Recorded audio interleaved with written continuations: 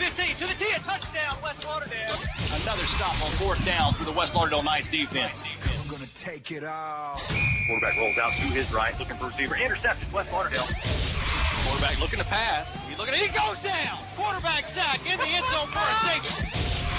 Look out, he's got a receiver. Touchdown, West Lauderdale. Collinsville, your West Lauderdale Knights are here on Q101. Our broadcast is brought to you by All-Star Team Sports, Battery One Source, Great Southern Bank, Will Sweat Alpha Insurance, Meridian Mattress Company, Regions Bank, Family Flea Market and Flooring, El Norte Mexican Restaurant, Sun South Meridian, Collinsville Mr. Discount Drugs, Welcome Home Beef, The Citizens Bank, Collinsville Veterinary Clinic, and Piggly Wiggly of Collinsville and Stonewall. It's time now for your coaches show. Here's Lee with head coach of the West Lauderdale Knights, Brock Clay, on Q101. All right, we've got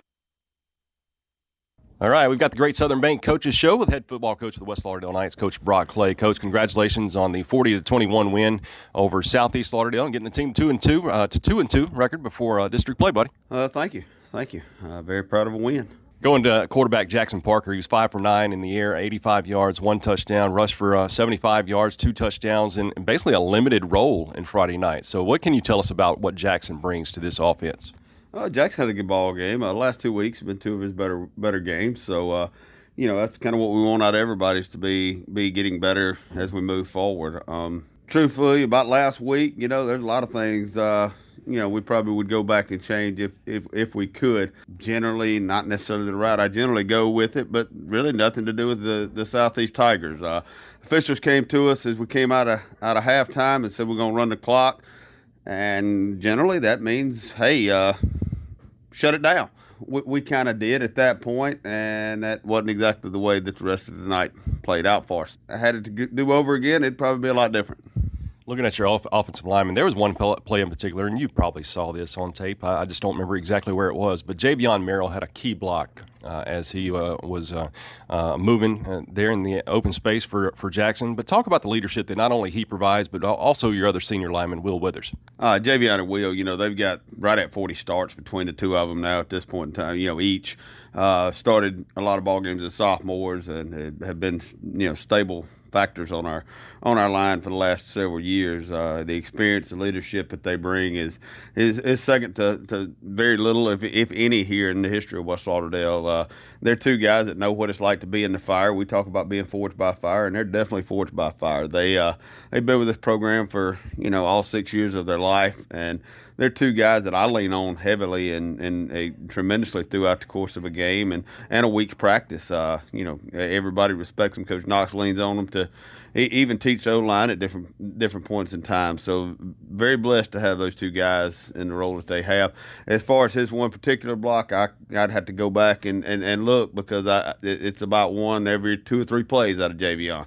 So they're huge as far as the presence he brings to the game. He's not the biggest guy in stature, but he's probably the toughest, hardest-nosed player out there on the field on any given Friday night. Looking over toward the end of the second quarter, and I'm just amazed at how the offense is moving back and forth. And I look and there's your backup quarterback in the game. No slack of production when the backup quarterback comes in the game. How does that make you feel when you have a backup quarterback come in there and people not even realize it? Well, that's something, we've planned to do throughout the course of the season.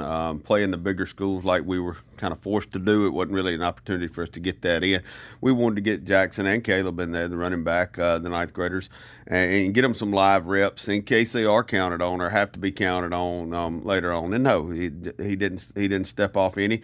I think Cannon was 4 for 8, I think it was. Jackson was 5 for 9. So, they both throw the ball really well. It's something that we work on every day, and we share reps in practice a lot of times, but we just, with the bigger games and the bigger teams, the more experienced teams, it was just a little bit harder to actually do what we wanted to do and get him valuable reps early on.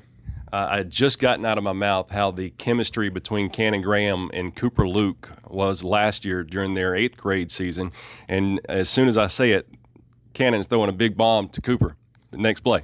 Yeah, those two kids work real well. Cooper Luke's one, he's a freshman that's kind of set himself aside of the rest right now just because of his play and his intensity, his effort that he's given, the blocks that he's making and the catches that he's making. He's kind of doing it all right now at a very high level, and he's one of our more valuable guys right now, so very proud of Cooper.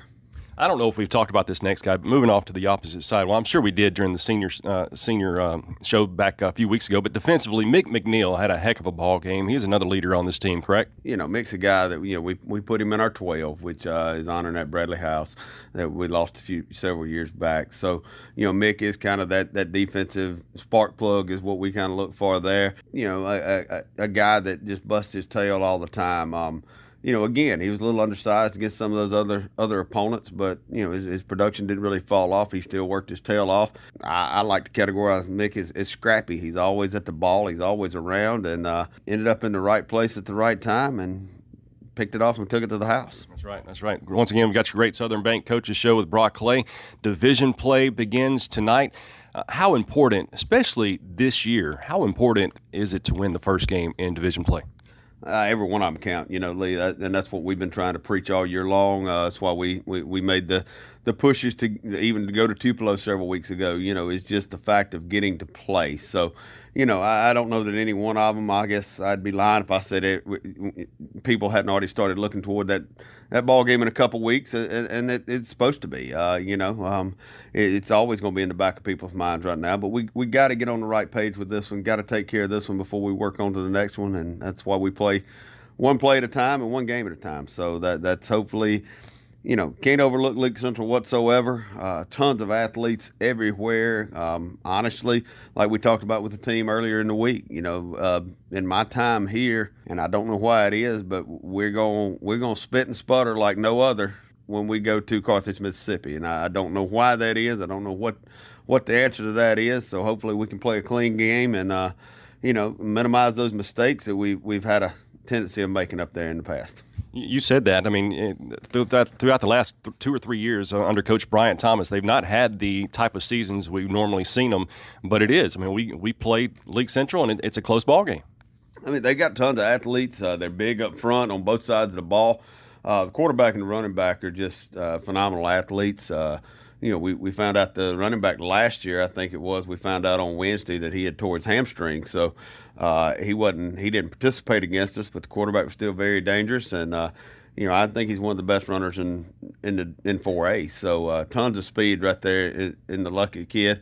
And, hopefully we'll be able to contain them and get the job done. I think it goes back to like we're going to talk about in a minute about keys to win. We've got to cut down the mistakes this week. Second season is officially starting tonight, and we got to cut down mistakes. Leake Central Gators once again coming in at 1-3, but they do hold a victory, a 21-10 victory in the first game of the season against Philadelphia. So if you defeat Philadelphia, it doesn't matter what type of team they have. Anytime you can say we beat Philadelphia, you're saying something. Well, I mean that's like my wife and I were talking. The fact of the matter is when you turn them on, you turn the film on. If you're not paying attention to the score, which I generally don't when I'm watching film. If you're just watching a game, you have the feeling that they've won every ball game. That's the impression that it gives. They're very explosive. They just have come up short on the scoreboard a couple times. So, very dangerous football team in Leake Central. I would have to go back and look at the stats, but I'm 99% sure that every single time we've played this team, there's been a LaFleur somewhere on that team, and it continues this year as well as at the quarterback position. What have you been able to see from this LaFleur at the quarterback position? This LaFleur's a returner, so it's still the same LaFleur to me. He's very talented, very quick, very hard to hem up. And then he's got a very live arm to go along with that. So a lot of times when you get very mobile quarterbacks, it's almost keep him from running and make him throw it up because their arm isn't as strong. But LaFleur's arm is plenty strong to make all the throws that they need to make. And with that many athletes out there, it's just whenever he is able to buy enough time to get that ball out there, then something big can happen for him. So.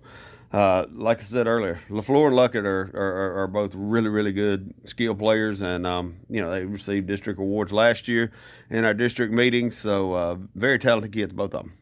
I'm going to throw you a curve since you've already went over the keys to win the game. I'm going to let you slide on that. I'm not going to ask you again. Good luck tonight, Coach. Thank you, Lee. I appreciate it. And that is your Great Southern Bank Coaches Show with head football coach of the West Lauderdale Knights, Coach Brock Clay. Coming up, we've got your pregame show brought to you by All-Star Team Sports and Battery One Source next on Q101.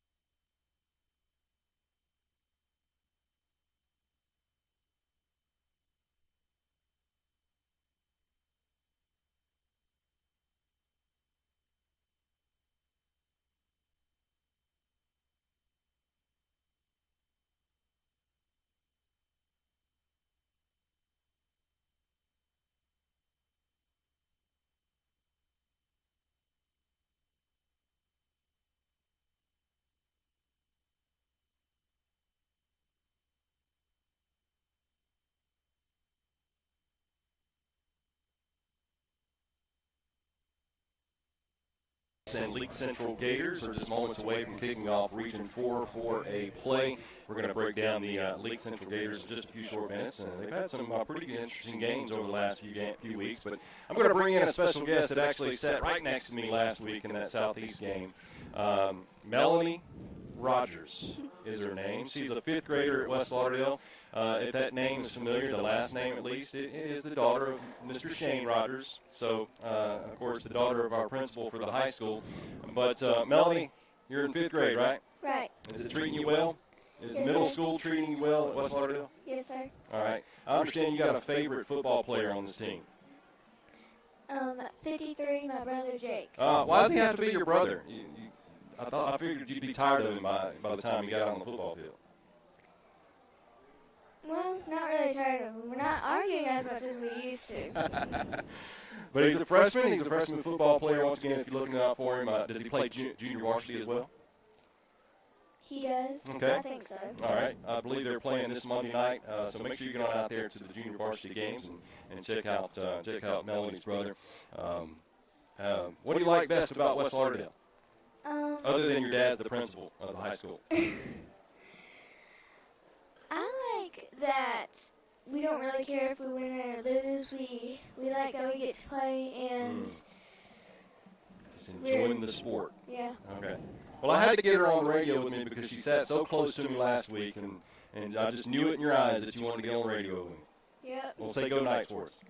Go Knights. All right. Let's get back to the pregame show. Of course, thank you very much to our sponsors of the pregame show, All-Star Team Sports, as well as Battery One Source. And Greg, we've got Leake Central Gators coming in, and they are 1-3, but they've taken all to pretty interesting ball clubs. And like we talked about during the coaches show, they have got a victory over the Philadelphia Tornadoes. Yeah, and which, when you look at that, Philadelphia's had kind of a bad year, but still a strong club. I mean, they just had some bad breaks and some bad bounces of the ball. And then last week, just 1 point shy of tying Forest last week. Forest always has had a good ball club, and putting on the ground 200 and some odd yards as far as the running back goes, right? Yeah, 295, and that's the name we're going to call a lot. Number 4, Antonio Luckett. He rushed for the year. This is 658, 7 TDs. But he catches the ball too, 195 yards in the air. So he's a guy that's all over the field. Kevron, he looks for him all the time. 650 plus yards in only 4 games. That is saying something right there. Yeah, each game he's over 100 yards, so he's nothing to turn you back on, definitely. All right, as we look toward the game here in just a few short minutes, Antonio Luckett's probably a name that we'll be calling out quite a bit. Greg, why don't you go ahead and give us the starters for the Leake Central Gators? All right, on your defense, your defensive line, 52, Jordan Birch, 72, Jamie Johnson. Your defensive end is going to be number 54, Candaris Burke. Your DBs, number 2, Deontay Johnson. Number 9, Brandon Reed. Number 14, Hakeem Burks. Number 20, DeMar Gardner. Number 8, Isaiah Alexander. Your linebackers backing up is going to be number 5, Braylon Collier. 10, Jamal Marshall. Number 15, Tiberius Hamlin. 24, Jalen Burnside. Your line for your offense is going to be 64 at left tackle, Keelan Slaughter. Left guard is going to be 60, Daniel Johnson. Your center, Ryan Engel, number 65. Right guard's 56, Ray Olivo. Right tackle is Fred Johnson, number 75. Your receivers, number 1, Jarkia Reed. Number 11, Curious Carson. Number 6, Lawrence Drain. Your fullback, man, we're going to talk about a lot too, is number 44, Kelvoris LaFleur. Running back, number 4, Antonio Luckett, Mr. Luckett. Quarterback, number 7, Kevron LaFleur. Going to talk about him a lot too. Great young guy. That is your starters for the Leake Central Gators. We'll be back on Q101. Performance, versatility, power. If you want to get the job done and done right, think Sun South Meridian. Hey.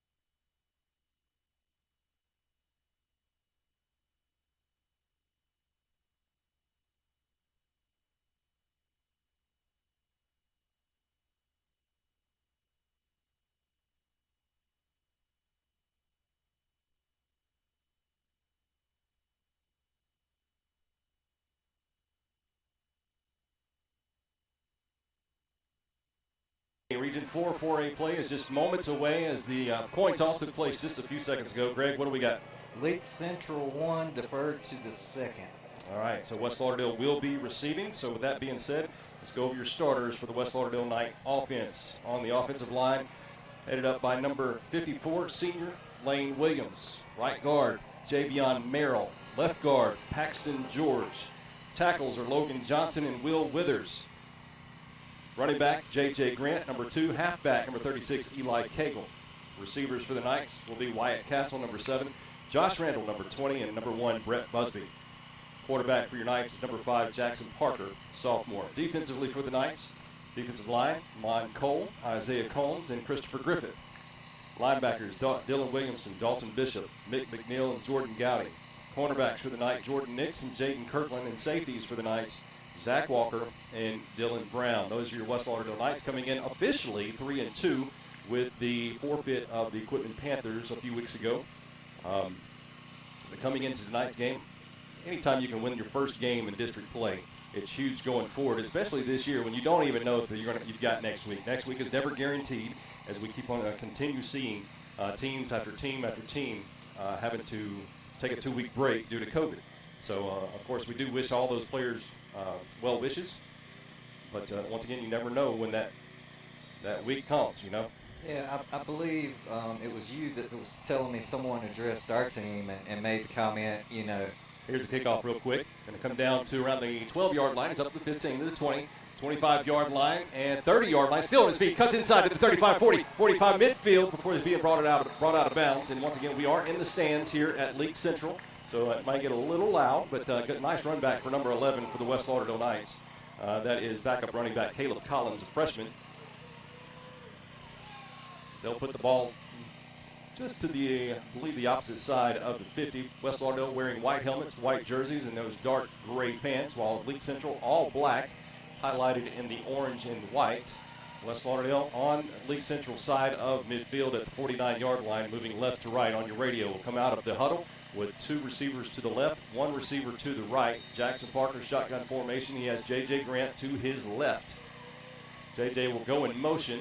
Jackson throws left, got his receiver, and that is, I believe, number 7. I believe that was number 7, Wyatt Castle. He'll be just on the inside of the 40, I believe, enough for a first down. Knight first down for the first play of the football game for the offense. Yeah, and when you come out and you kind of in that quick moving, your defense hasn't got time to kind of get ready and see what you're going to do and read you good. Same formation, Castle goes in motion. Handoff to J.J. Grant. J.J. finds open lane to the 40, to the 35. And out of bounds, around the 30-yard line. It's going to be another first down for the West Lauderdale Knights. Actually, he gets inside, get the official mark. Once again, we are in the stands, so kind of hard to see over the top of the players. Going to be inside the 20-yard line, excuse me.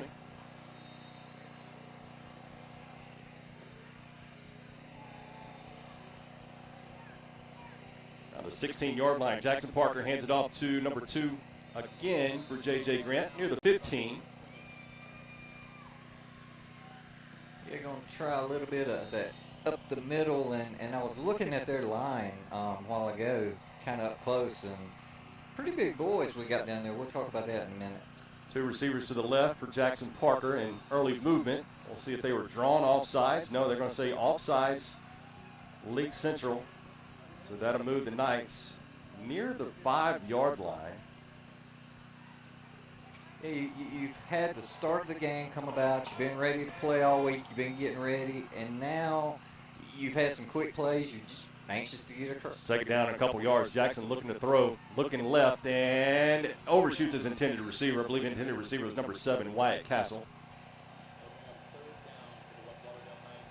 But you're just anxious to play, and you're seeing a move down the field on you and got a little bit of a jump. But it's just those jitters that will definitely have to calm down before we get too much further. Third down and short for the Knights.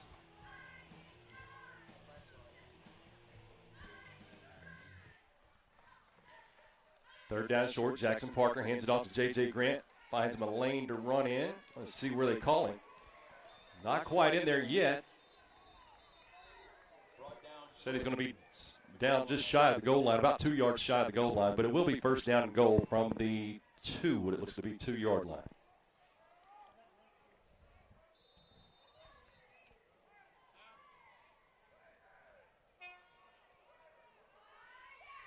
10:20 remains here in the first quarter. Once again, the Knights lost the coin toss, but have made their all the way down to the 2-yard line. Jackson Parker will hand off to J.J. Grant. Not much there.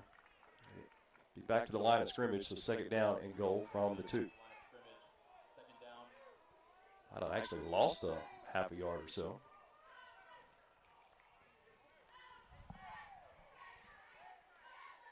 And this is the type drive you definitely want to punch in and get 6 on this. You don't want to have to back up and settle for a field goal.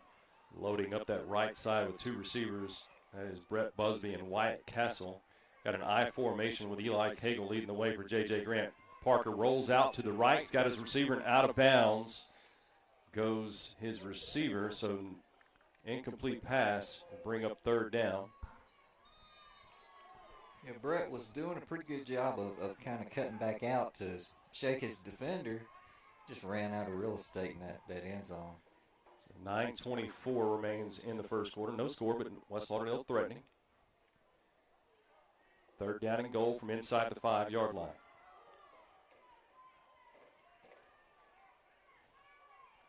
Parker rolls out to his left, looking for a receiver, throws right, and Brett Busby in the end zone for a touchdown. West Lauderdale draws first blood, 6-0 with a Jackson Parker, Brett Busby connection for 3 yards.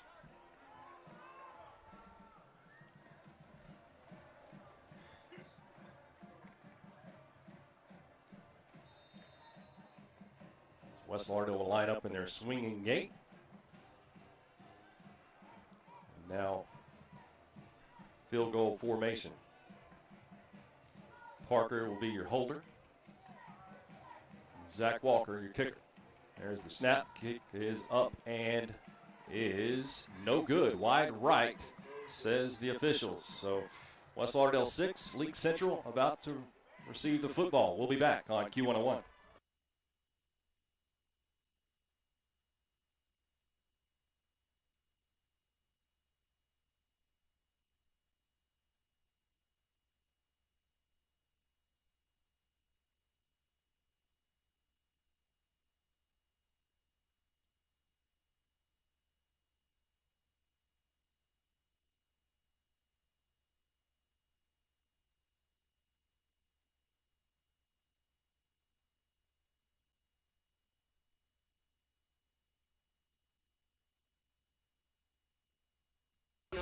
Streaming on Q101radio.net. Following a 3-yard touchdown pass from Jackson Parker to Brett Busby, the Knights lead 6-0. Extra point attempt was wide right. Here's the kickoff. Going to be a fair catch called around the 26-yard line. That was number 10 for the Leake Central Gators, Jamal Marshall, with that catch. And once again, Greg, you've been able to look over the Leake Central Gators, the quarterback position. We've heard this name, I think, every year that we've played Leake Central, and that's LaFleur. I've always had a very talented, athletic family. I'm guessing they're all kin. But always led somewhere in that offense has been a LaFleur, I believe, every single time we've played them. And that is the same case as we look over the offense tonight. And Kevron, he's been playing a couple of years. We've had to face him before. We'll get back to that in 1 second. They'll line up with 2 receivers to the right, 1 to the left as they're moving right to left. Hand off to their big-time running back, number 4, Antonio Luckett. Tell you what, the Knights were on top of that. I mean, you got to figure you've already put up 650 yards throughout the 4 games. You would think he's getting the ball. And real quick about LaFleur, the quarterback. 30 for 95, 425 yards, 5 touchdowns, only 1 interception. So 106 average per game. Not a bad little QB there. Luckett will line up to the left of the quarterback. Same formation for the receivers. Another handoff to Luckett. Luckett will get stopped in the backfield for a loss. So third down and long coming up for the Leake Central Gators. And for a running back that is used to 100 yards per game, this is what our defense has to do. That line has to stand strong, and our backs have to really keep an eye and make sure he doesn't slide through somewhere. 7:25 remains here in the first quarter. Once again, West Lauderdale 6, Leake Central 0. Third down and 13 to go for the Gators. One receiver, two receivers to the right, one to the left as the Gators are moving right to left on your radio. Throwing to Mr. Luckett, and he breaks outside, and he will get close to the first down marker, if not get it. He's going to be right there at the sticks. They're going to say he's short about a yard. No, he's got it. Or do they? I apologize for the confusion here. At one point, it looked like they was going to drag the chains across, but it's fourth down and short. Fourth down and short. It's going to be short probably about a yard, I would guess. Once again, we are in the stand, so it's kind of hard to see where our vantage point is. Timeout on the football field. We'll set up aside as well. 6:47 remains here in the first quarter. West Lauderdale leads 6-0 over the Leake Central Gators. We'll be back on Q101.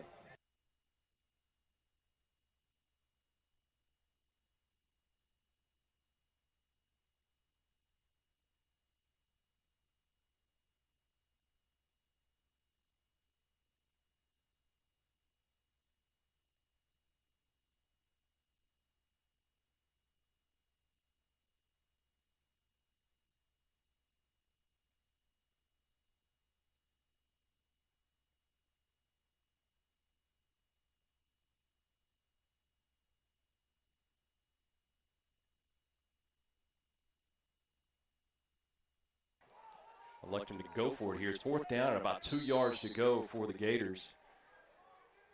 Coach Bryant has said, go offense. Maybe trying to draw them off sides here. Yeah, and there we go. There's a snap. And a quick punt. High punt. The Knights should get good field position again. Zach Walker, wow. I don't see how. I thought they had called a fair catch, but maybe with the flags on. We have a flag on the sideline here at West Lauderdale, but wait and see. And that's going to be something you got to watch for out of Kevron. He can throw the ball, but he can also kick the ball. So he's got some punting stats and kicking stats out there. I believe a sideline. Is it a sideline warning for West Lauderdale? Yes. Sideline warning for West Lauderdale. Knights will receive the football at the 45-yard line of Leake Central. So great field position for the Knights. First drive began from the Leake Central Gator 49-yard line. And now you get a drive from the Leake Central 45-yard line. So not too bad. Great field position both times. And what do you say when you get a gift? Got to open it up. Knights will open this next drive. Receiver on each side of the field for Jackson Parker, but he'll hand it off to J.J. Grant. J.J.'s up to the 40, inside the 40 to around the 39-yard line, 38-yard line, excuse me. And how about that tackle? See a little feet overhead type thing from JJ, and I love how these boys are so athletic they can just jump up from things that would leave me down for a while. So, second down and 3 to go. Jackson Parker looking to throw and just overshoots his intended receiver, number 1, Brett Busby. Just a few inches. Tell you what, all of these starters had an outstanding game last week, just in the amount of time that they were able to play. And of course, the starters were starting to be pulled around the middle of the second quarter. But we'll go over that in just a little bit. Pistol formation for Parker. Parker hands it off to Grant. Grant, of course, a first down and more. We'll get the official mark here in just a few seconds for you. Yeah, I know Grant is going to have to come some up the middle runs, but I love to see him come around that end. I'm not sure what it is about him coming around that end. It's a little bit of speed or something I see in him that I love. He gets it to the 25-yard line. Hand off to Grant. Goes the opposite direction. He's up to the 20, inside the 20 to near the 15-yard line.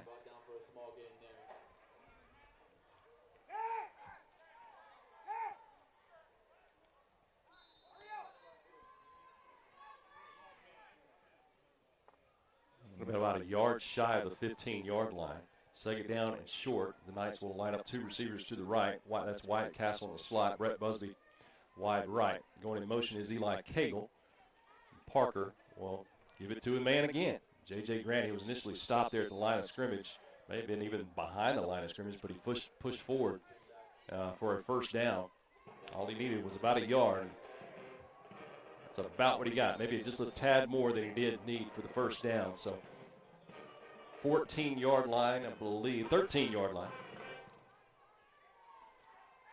Same formation. Parker rolls out to his right, throws. Touchdown, West Lauderdale. That is number 1, Brett Busby, once again. So a 13-yard pass from Jackson Parker to Brett Busby. It's the Knights' extended lead, 12-0, as Zach Walker makes his way out on the football field. Let's see if he can put this one up in the uprights. It's again swinging gate for the Knights. God, they might try for it. They do. Knights will swing it out to J.J. Grant, just basically walks into the end zone for a 2-point conversion. 5:14 remains here in the first quarter. Knights 14, Leake Central 0. We'll be back on Q101. Locally owned and operated for 45.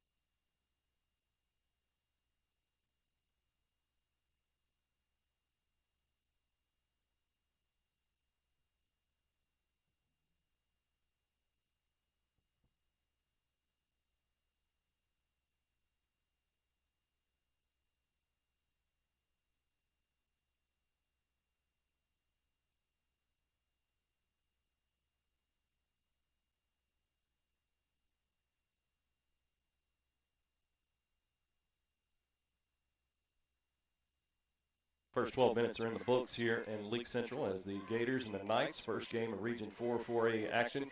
Knights have scored on each of their possessions, but they've had a pretty good go at it because they've had the ball inside Leake Central territory on both of their possessions, prior possessions.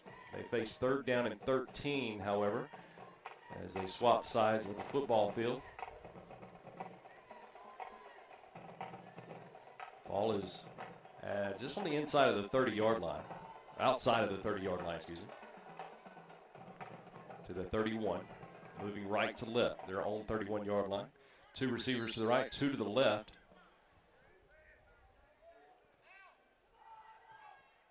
Jackson rolls out to his right, throwing deep, and just towards center field, nobody's there. Yeah. Bring up 4th down and 13, bring in the punt team. Maybe some miscommunication trying to pick up a lot of yardage right there. You know, we were talking about Lockett just a few moments ago, number 4, Antonio Luckett, excuse me. He was in that particular play, but once again, he comes off the football field. You can tell he's being hampered by something down low. I'm not sure. Yeah. It may be even his back, the way he's trying to stretch it out. Number 4, Zach Walker will enter the game. There's a nice high-hanging punt. Going to take a Leake Central bounce, though. Johnny on the spot, number 50 for the Knights, helps that case, Dalton Bishop. So Leake Central will have good field position at their own 43-yard line. But how much does that hurt Leake Central with Luckett coming out of the football game? That's what I was just sitting here thinking with him being on that sideline. Like you say, the way he's stretching out and all, he's got a lot of I don't know if it's a hamstring. That might be what it is with the way he's stretching. But with him out of the game, that's definitely going to be able to put a big dent. And it's going to make you lean more on number 7, the quarterback, Keveron. 2 receivers to the right, 1 to the left as LaFleur looks left, throws deep. He's got a man, but intended, and there's going to be pass interference against the Knights. It'll definitely be pass interference.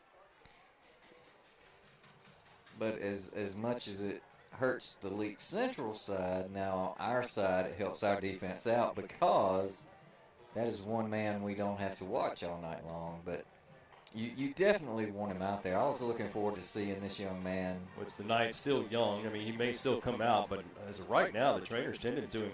He's looking around his midsection, so that's what's making me to believe that it's not anything lower. It's more toward his back. 2 receivers to the right, 1 to the left for LaFleur, quarterback for Leake Central. Shotgun formation. He has it back to his left. Fumble on the play, but he's picked up. Number 8, Isaiah Alexander, and dropped in the backfield, and another flag comes in. Flag is late. I didn't see anything, but it's going to be holding against Leake Central.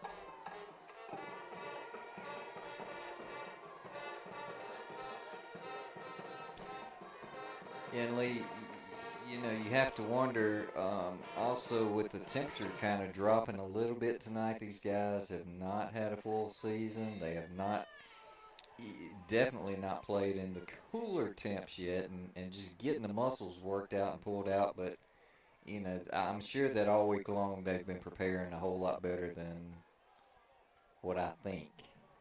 So push the Gators to their side of the 50 to the 46-yard line.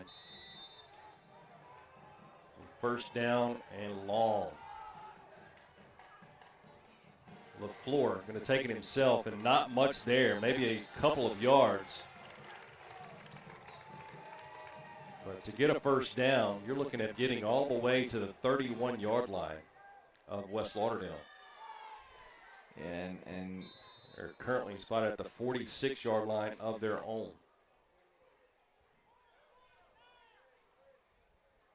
So second down, 23 to go.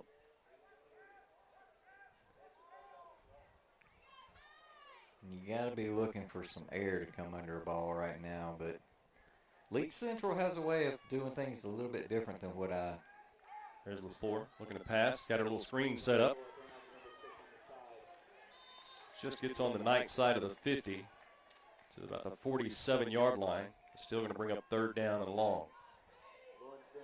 Third down and 16.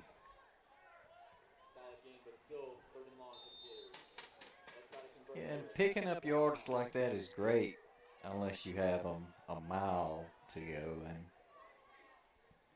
But you never know. Coaches have ways of playing around and having something up their sleeve.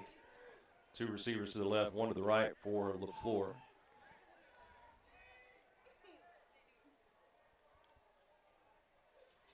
Taking a long time getting this play in. Yeah, got to keep them. Yeah, they would have to take a timeout because they were down to 1 second. They will take a timeout. We will too. West Lauderdale leads 14-0 with 9:58 remaining here in the first half. We'll be back on Q101.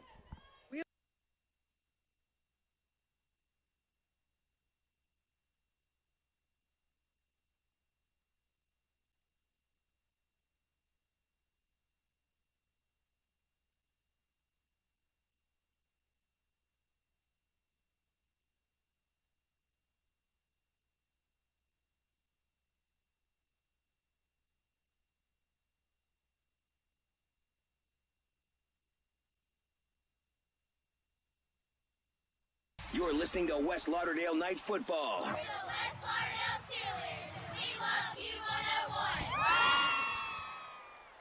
Q101. And welcome back here to Leake Central. 9:58 remains here in the first half to play.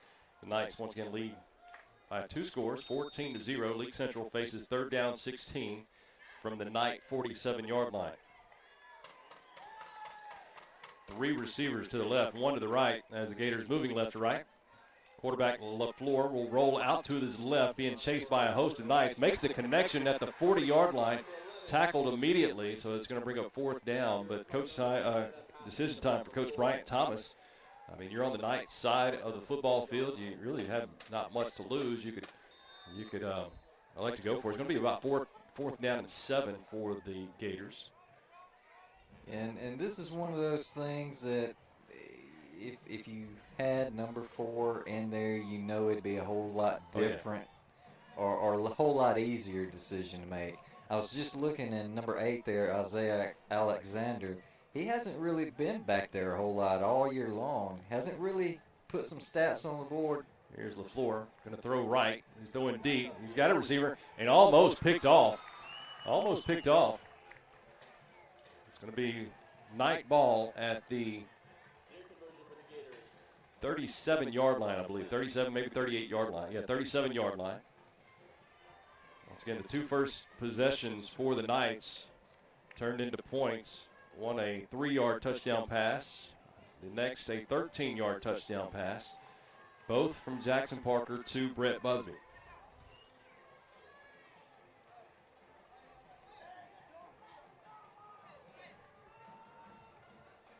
Line up 2 receivers to the left.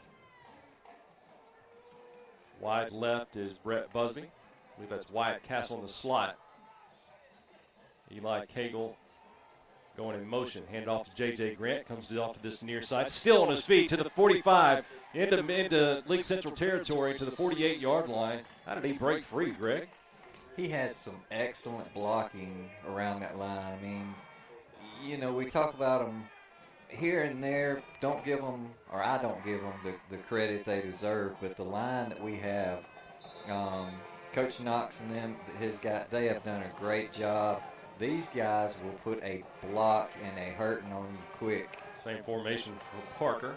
Parker will call out the signal. He's going to take it himself. He's got open running room to the 45, 40, 35, 30. Inside the 30 to the 25. Cuts inside the 20, 15, 10, 5. And near the goal line. He's going to be stopped shy of about a yard or so. How about that run from Jackson Parker? He saw an open field to the right and just took off. Can I get a witness from the congregation? That young man had nothing but room, and when a black jersey came in front of him, he slowed down on a dime and made the right decision that split second, which you want your quarterback to be able to do all the time. And great pickup. They've got him marked in between the 1 and 2 yard line. Hand off to J.J. Grant. Does he get in there? Yes, he does. No, they're saying no. He stopped shy. I was seeing two linemen push their defensive lineman in front of him down into past the goalpost. But they do call a touchdown for the West Lauderdale Knights. So J.J. Grant gets him on the board once again here in the first half. You're seeing some more limping going on from the Leake Central side. So an official 2-yard touchdown run from J.J. Grant. Knights once again will line up in their swinging gate. And now in the field goal formation. Braden Nepting, snapper. Jackson Parker, your holder. And Zach Walker, your kicker. There's a snap. Hold is down. Kick is up and is good. Knights 21, Leake Central 0. We'll be back on Q101.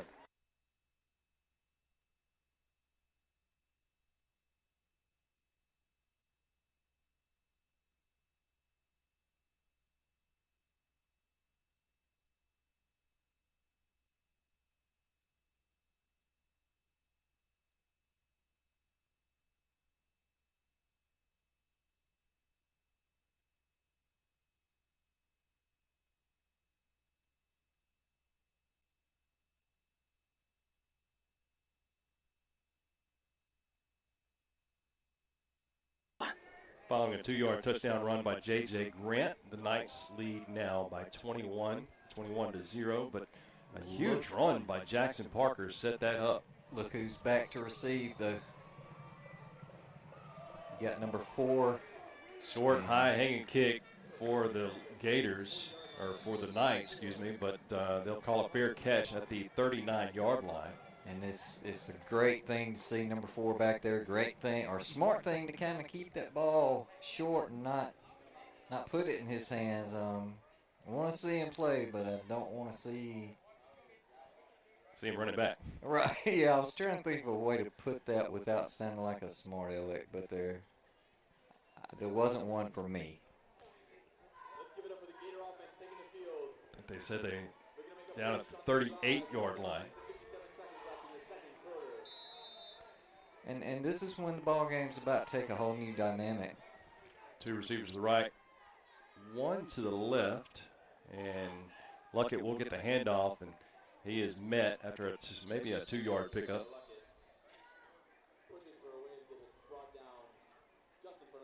But yeah, you can definitely tell he gets up and he's looks to be favoring one of his legs.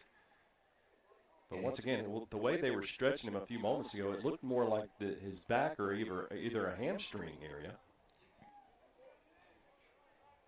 And you definitely don't want to put him in too soon. You want to get what you can out of him, but you definitely don't want to put him too soon with that line that he's having to face.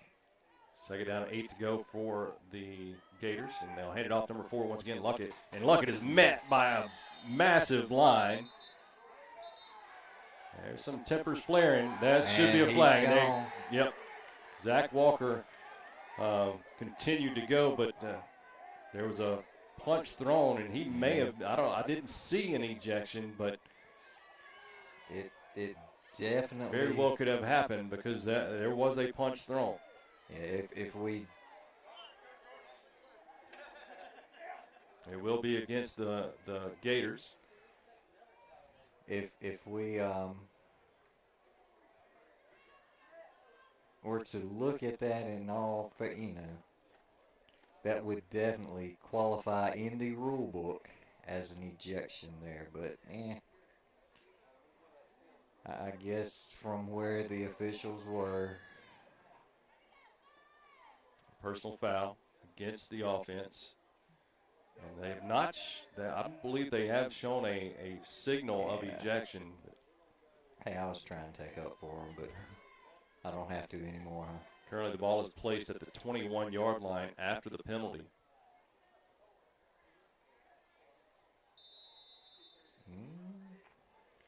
First down would be all the way to the 48-yard line, 47-yard line of the Leake Central Gators.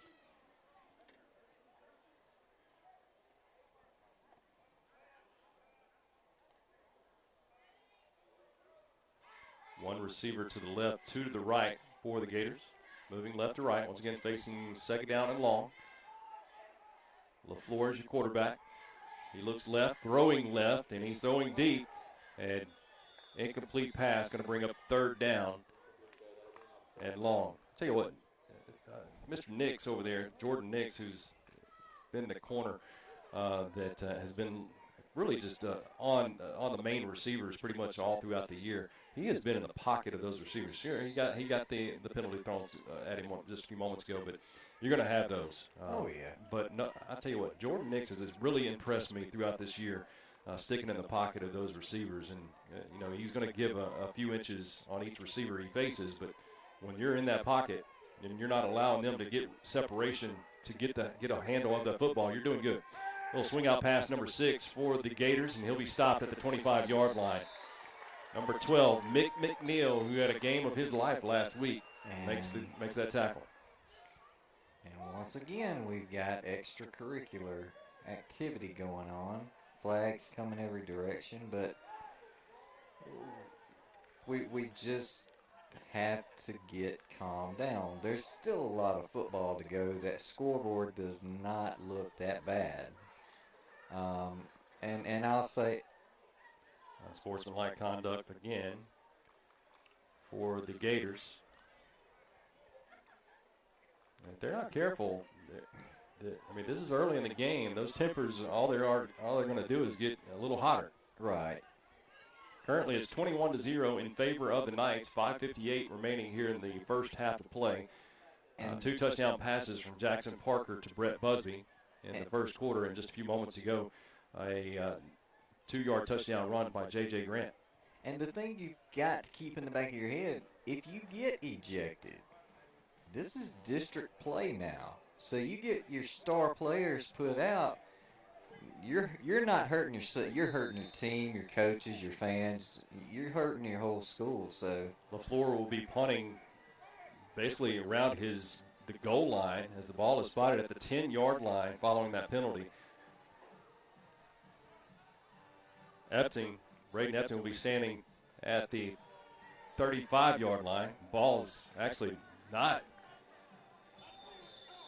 doesn't go too far. Going to be stopped dead at the 20-yard line. So the Knights, once again, recipients of a great field position. And putting them this close, I mean,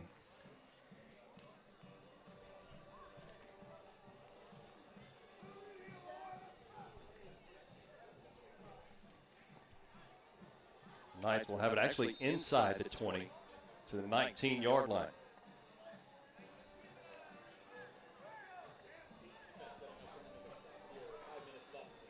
Two receivers to the left, one to the right for the Knights. Parker rolls out to his left, flush from the pocket, and just in and out of the hands of number 22, Cooper Luke. It would have been a touchdown for Cooper. And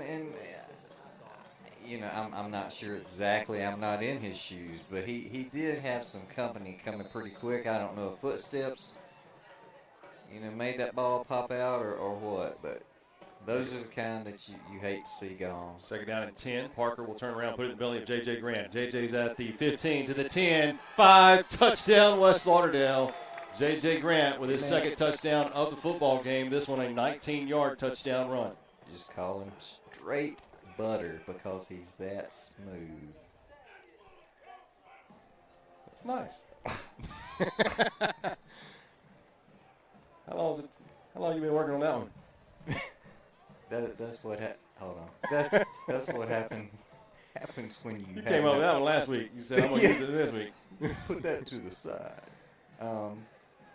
Waiting the snap for the extra point. There it is. Hold is down. Kick is up and is good. Knights 28. Leake Central 0. It's 5:20 remaining in the first half. We'll be back on Q101. Perform.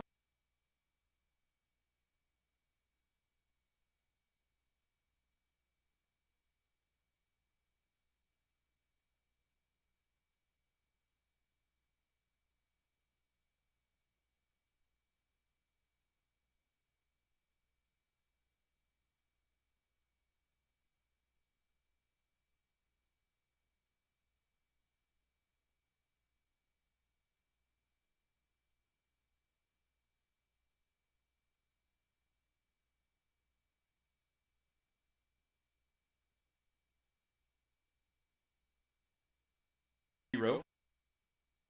5:20 remaining here in the first half. Cooper Luke with a short kick to the 32-yard line.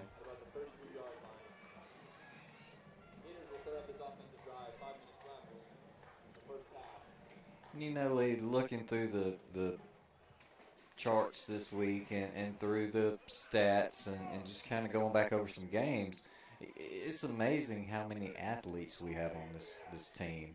We don't just have a handful that have to do everything. We've got several that can do everything, and that makes it a pleasure on coaches. It makes it a pleasure for us to watch, but to have that much talent on one team, to be able to do everything like that.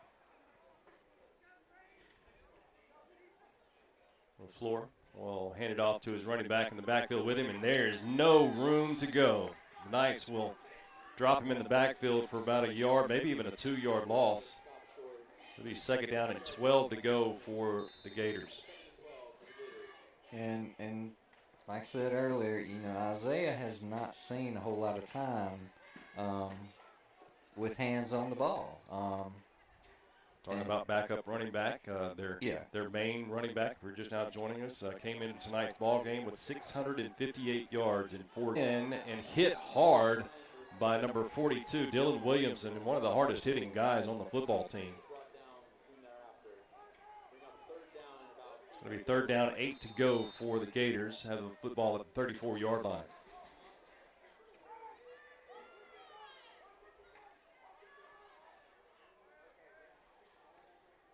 Two receivers on each side of the field for the Gators. LaFleur, shotgun formation. He has his back to his left, number 8, Isaiah Alexander. And looking to pass and undershoots his intended receiver, number 11, was Kieris Carson. So to bring up fourth down and 8. Once again, Leake Central has been decent throughout the year. Defeated Philadelphia first week of the season, 21-10. Then lost against Newton, a revitalized Newton Tiger team, 14-20. Then lost against Belmont Jackson, 18-34. Both of those schools at the time were undefeated. And then played Forest last week and lost by 1 point, 36-35. LaFleur is your kicker, your punter for the Leake Central Gators, standing at his 24-yard line. And it's blocked. It gets a hand on it. And big number 38,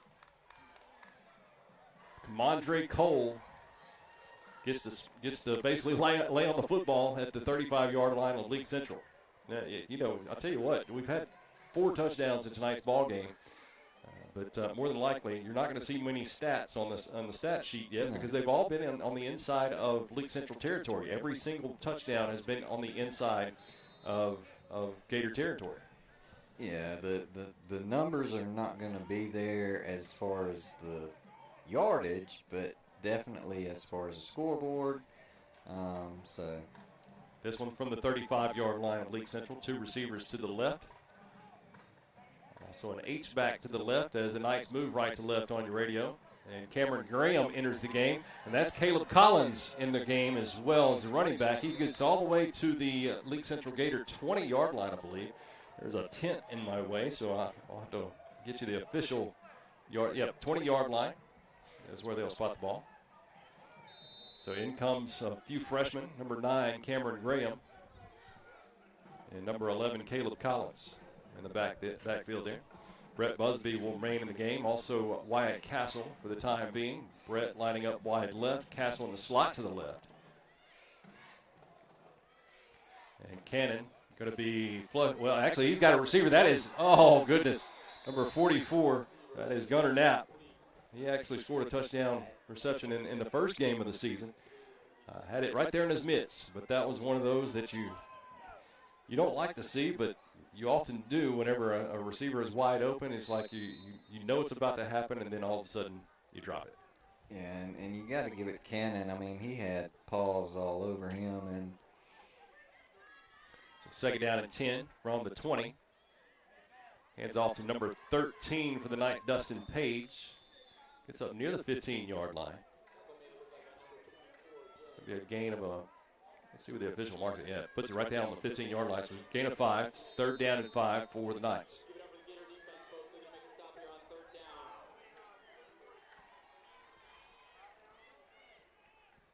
Once again, Cannon Graham, freshman quarterback, in for Jackson Parker. Caleb Collins, number 11, enters the game as well. And picked off at the 5-yard line, inside the 5-yard line. Interception was made by number 14, Hakeem Burks. And 2:29 remains. I'm sorry, Greg. 2:29 remains here in the first half. 28-0 in favor of the West Lauderdale Knights. And once again, that's your freshman quarterback coming into the game. You got a receiver going to the outside and a defender on his inside. You got to throw it to where the receiver can get it. And just undershot his intended receiver, or would have been a 6 on the scoreboard. Yeah, and I was going to say, I was looking at Wyatt. I mean, he was in the end zone right there by himself, and I don't, that's one of the plays we're going to have to talk to coaches about and see what the design was, what it was supposed to be. And well, it's pin your ears back time for defensive linemen when you're inside the 5-yard line. LaFleur. Shotgun formation standing at the goal line, basically. And LaFleur backpedals into the end zone, throwing deep. He's got a receiver and almost picked off. Braden Nepting almost had him one. And Braden, that was a name I guess we're all maybe not familiar with coming into the season, but it's one we've gotten familiar with. I mean, he's a punt returner. He's the long snapper. He plays defense.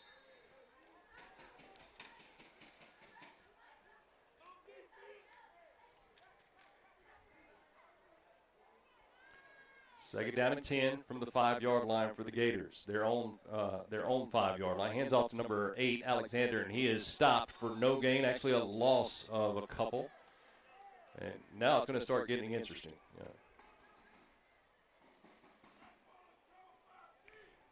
Yeah. I mean, you're going to have those big bodies up front looking to put some points on the board themselves. And I'm kind of liking the safety. Yeah, look out for Zach Walker. Zach is in the area of where a slot receiver would be. Look out for him to blitz. And no, he steps back. LaFleur looking to pass deep. He's got a receiver, and the receiver just overshoots his intended receiver, number 1 there, Jarkia Reed. So to bring up 4th down and long, 4th down about 12, as he'll be punting from deep in his own end zone. And I like how Epton there was. He kept his eyes on what the receiver was doing. He didn't do like a lot of young men do and start looking for the ball to come his way and smelling that interception and let the receiver get away. So playing good ball. Well, that's not the original punter. It's for the Gators. Doesn't look like the Knights are coming after it. And Epting will have a chance to return this to the 25. Goes off that far side to the 20, to the 15, and it cuts inside to the 10. And there are 3-4 flags in. It comes in. This is more than likely coming back a little bit. Usually when you got flags coming in from punt return, it's usually from the punt return team. Yep, blocking the back against the Knights. Great return back. We've been calling Braden Epton's name quite a bit here lately, haven't we? We have, and right there, great run. He got a good. I didn't catch the number, but he got a great block back here. Yeah, he got a great block because it was. That's what the flag was on. Hey man, I'm just trying to praise somebody. Hey, I'm just trying to help somebody's mama out. I believe this mark is going to come from the 20-yard line. I thought the penalty happened further back, but I'll take it. I'll put the ball around the 30-yard line.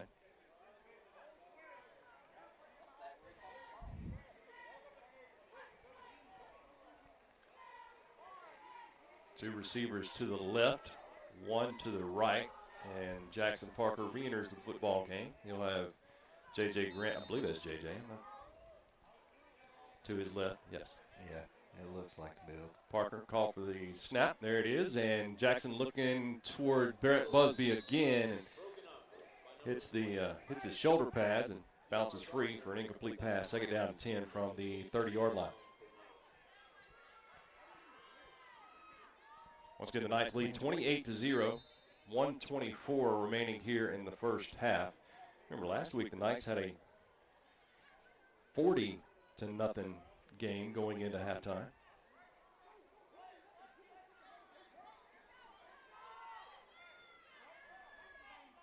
They'll swap the receivers over to the other side of the field, 2-1 on the right side, looking for Brett Busby, and Brett, no, incomplete pass. Brett's coming up a little slow.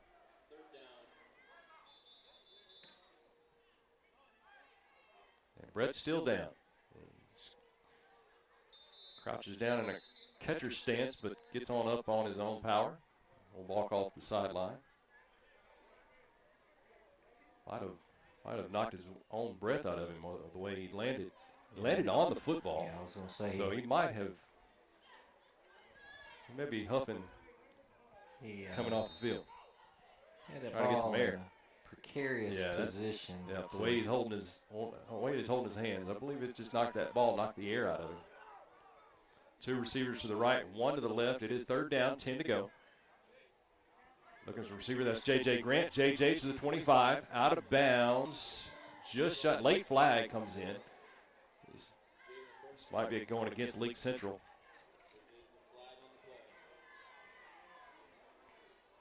Who has more yardage tonight? The QBs combined or the officials? Initially, it's going to be third. It will be against the Leake Central Gators, which will give the Knights a first down. Initially, it was going to be third down and short after the penalty yardage. It'll be a first down at the 10-yard line. Ball is directly placed on the 10, so it'll be first down and goal from the 10.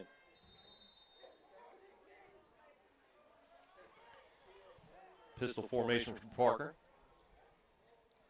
Got a receiver on each side of the field for Parker. J.J. Grant with a handoff. Not much there. They said, we know what you're going to do right then. They're keying on J.J. Grant. J.J. gets about a yard. So second down and goal from the 9. And got some more substitution because of more limping. Not sure. Castle and Luke are your receivers for the Knights. Parker rolls out to his left. He may run. He's at the 5. And it is touchdown West Lauderdale. Jackson Parker. Another great run. Watch out, Jackson. Jackson went across. There's a track around the football field. Jackson had trouble, but he coming off the track, and he's able to hold himself up. Good job, Jackson Parker. 28 seconds remain here in the first half. The Knights 34. Leake Central 0, following that 9-yard touchdown run by Jackson Parker. Extra point is good. The Knights now lead 35-0. We'll be back on Q101.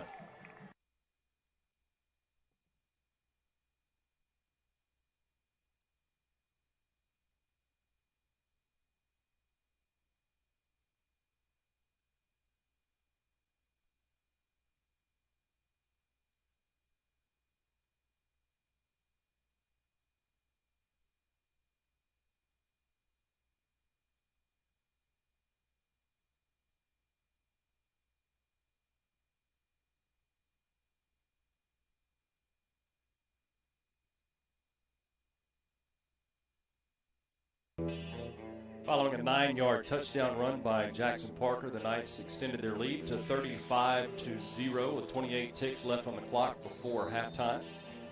Once again, last week, a 40-0 football game. A little swift kick on the field there, 33-yard line for the Gators. But it's a lot of scoring in the first half of the last two ball games. It is. I mean, you're looking at 75 points. And the first two halves of back-to-back ball games, and you know, you could sit here and debate different little things, but the fact is that is a good football team coming in to be able to do that week in and week out.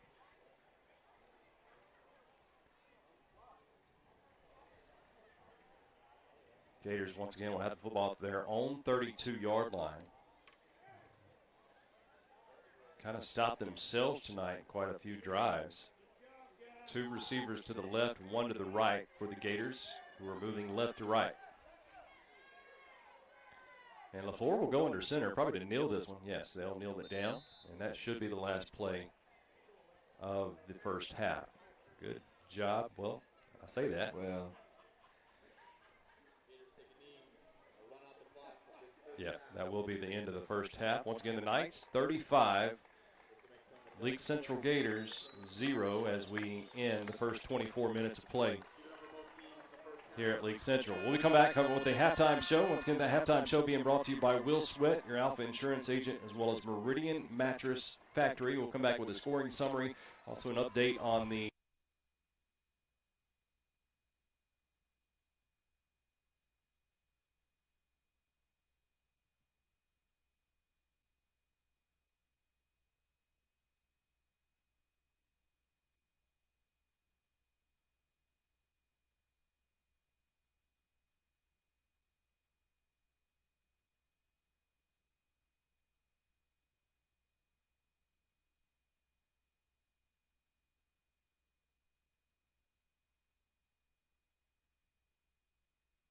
Our office at 2340 North Hill Street, Suite A.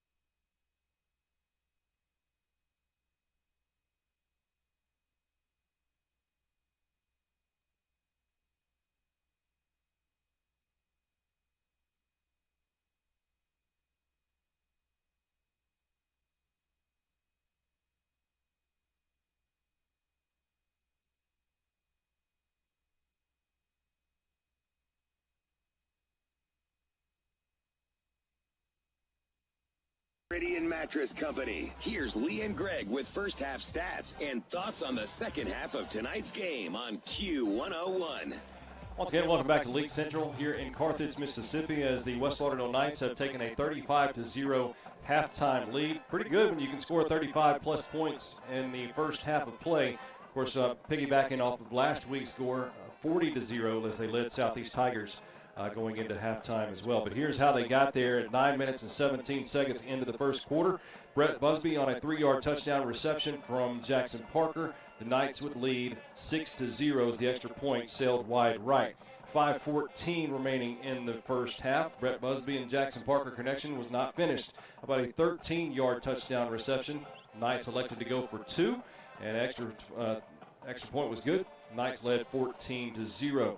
The Knights defense, how about the Knights defense? Giving up nothing, absolutely nothing. Came into the football game with facing a monster of a running back, has kept him quiet pretty much the entire game. Number 4 for the Gators, number 4 with Luckett, has come into the game with 650 plus yards in only 4 football games this year.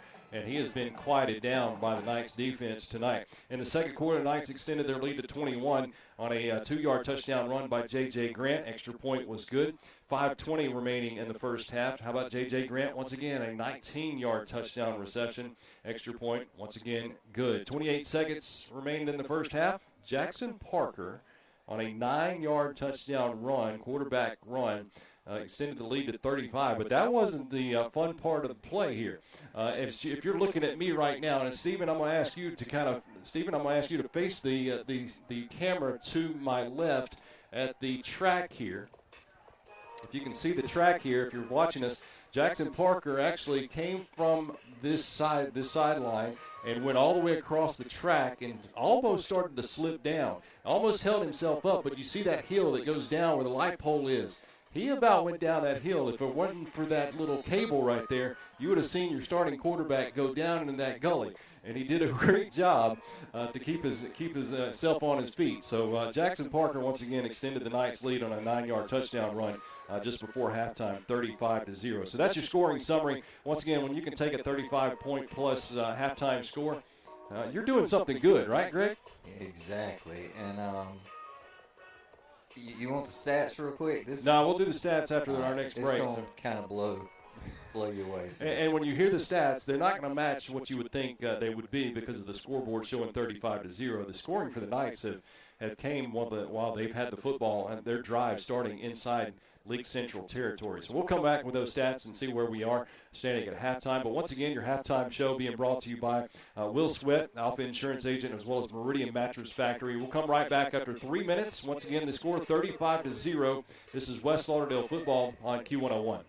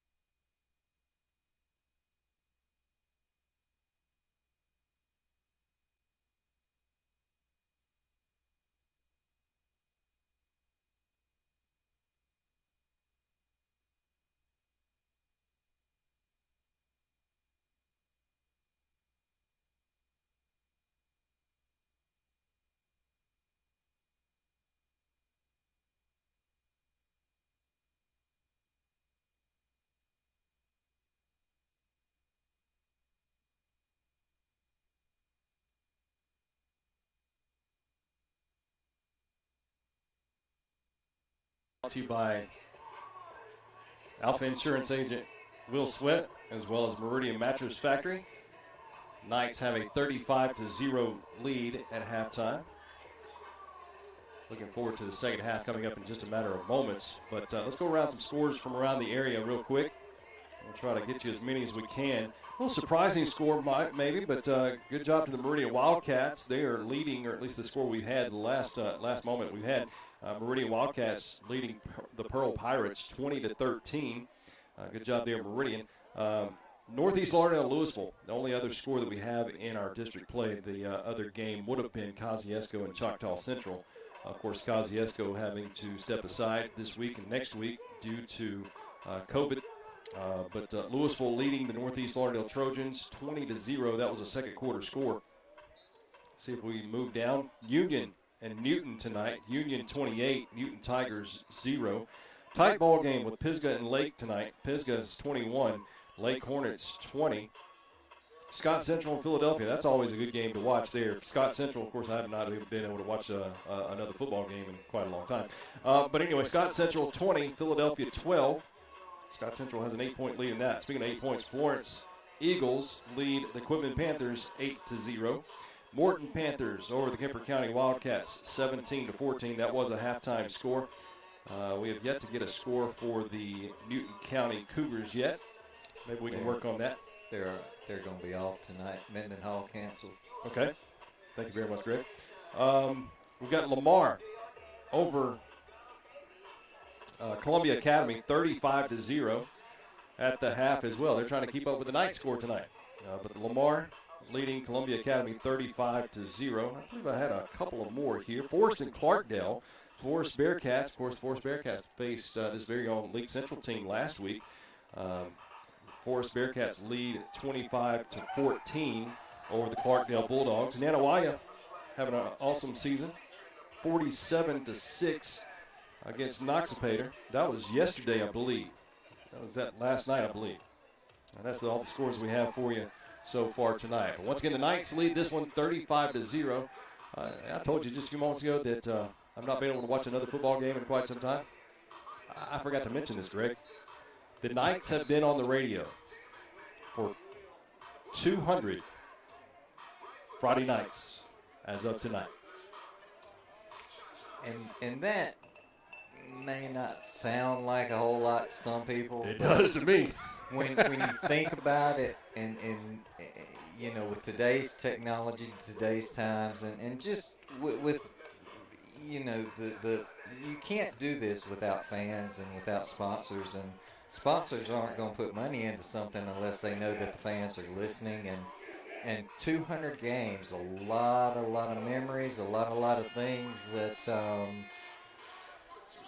you know, jump out. But real quick, while I can remember Hunter sitting there, you know, listening. Hunter is his son, by the way. To the radio, to you guys, and I can remember nights he would holler and scream. He would in excitement, and then sometimes in disgust, and I can remember me and Gracie, my daughter, would just sit there and laugh and laugh. But it was a lot of fun. But hey, anybody want? Were you laughing at us or with us? No, I was laughing at Hunter. Oh, okay. But it was a lot of fun. But if anybody wants to, you know, come take part in that 200 game anniversary cake, show up and bring the cake, and we'll be happy to help. We got cake? No, they got to bring the cake. Oh, okay. Make it a big one. He's going to need it.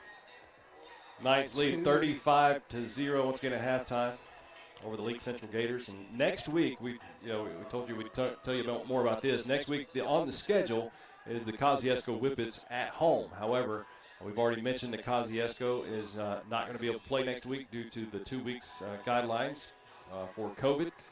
Next week on the schedule, though, we have filled that slot already with Ridgeland, 5A Ridgeland football team going to be making their way to Collinsville next week at the Kingdom. I can't wait to go back home to broadcast from our home press box. It's going to feel funny, isn't it? That's wrapping up the halftime. halftime. Like strangers. Wrapping up the halftime show, being brought to you by Will Sweat, Alpha Insurance Agent, as well as Meridian Mattress Factory. And here's the kickoff.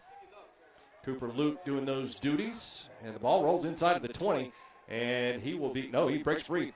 Gets up near the 20. He's still on his feet near the 30-yard line, and he will be brought down around the 32, 33-yard line.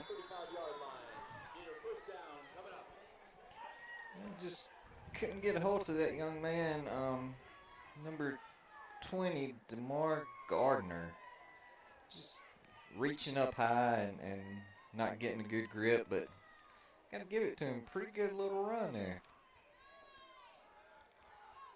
We'll talk about those 200 football games. Dates all the way back to 2004, the inaugural year for the Knights to be on the radio. There must have been some good luck there. I don't know.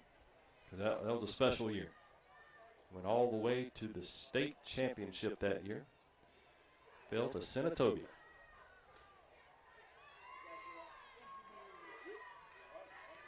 Leake Central moving right to left, once again wearing all black. Got that orange highlight. Two receivers to each side of the field for the Gators. And LaFleur looking to pass, being flushed from the pocket, and he's still on his feet. Somehow finally brought down, but picked up approximately a few yards. We'll see where the official marks it. And that's the LaFleur that I guess personally I'm used to seeing from a couple of years past. And the moves that I felt like we would be seeing a lot of tonight out of him and Luckett. 35-yard line. Second down, 8 to go. LaFleur rolls to his right, looking to pass, and makes the connection. Immediate tackle, though. It's going to be enough.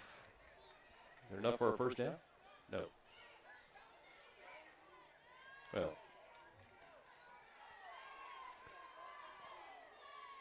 Ball is spotted at the 43-yard line. That was a good throw for him, a good pass for him, passing like that on the run. About a half yard shy of a first down. Excuse me, Greg, I'm sorry. Two receivers to the right, two to the left for LaFleur. Handed off to his running back, number 8, Alexander, and he's got the first down and more. He's crossed the midfield to the 40, to the 35, still on his feet. How in the world does he still remain on his feet near the 30-yard line of the Knights? Biggest play for the Leake Central Gators all night tonight. I'm going to tell you what, this young man, I've said it a couple times, and it's nothing down on him. It's just opportunity. But now they're starting to see that they got a stable growing with running backs here, because he drug a few players on that run. First down and 10 from the Knight 30, and LaFleur will keep it himself, and he goes to that far side. And the elusive running back that he is in the quarterback position, he actually lost control of the football there momentarily, but he regained control. It's going to be a pickup of 5 yards, so second down and 5 to go.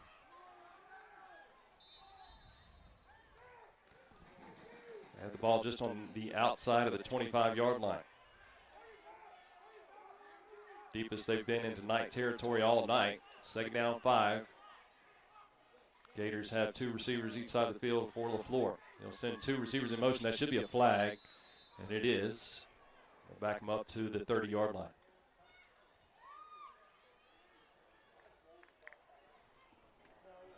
Yeah, that's one of them things. As soon as it starts, you're like, uh-oh. But too late. Take 5 yards, 5 yards, and just don't get too anxious, too excited to make them all up at one time. 7:50 left in the third quarter. Knights lead 35-0. Here's LaFleur, handoff to Alexander, and eludes one tackle, but not that one.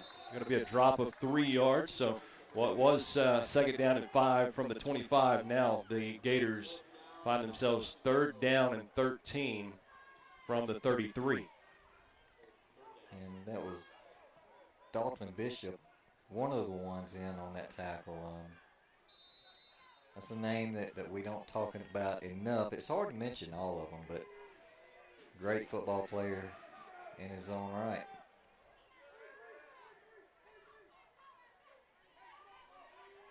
Third down and 13 for the Gators. Quarterback rolls out to his right. Left-handed quarterback throwing right. Makes a little separation there with the receiver, but Mr. Brown there for the Knights was able to get back his composure, Dylan Brown, and able to get back in the pocket of that receiver, and he draws an incomplete pass. 4th down and 13 for the Leake Central Gators. More than likely going to go for it here. Head football coach Bryant Thomas in his 3rd year. And this is actually Bryant's 3rd year head coach. You know, this was his first head coaching job. So, still some growing pains with him, but he's going to get there. Determination.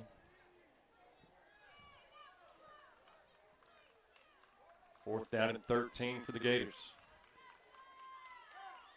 LaFleur rolls back. He may take it himself. He does. And he may have a first down, and he does. Inside the 20 to the 15. Stays on his feet to the 10, and he will be in for the touchdown. Wow.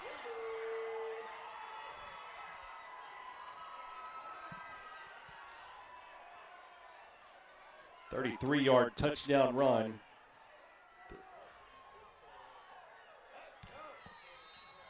By the quarterback, LaFleur.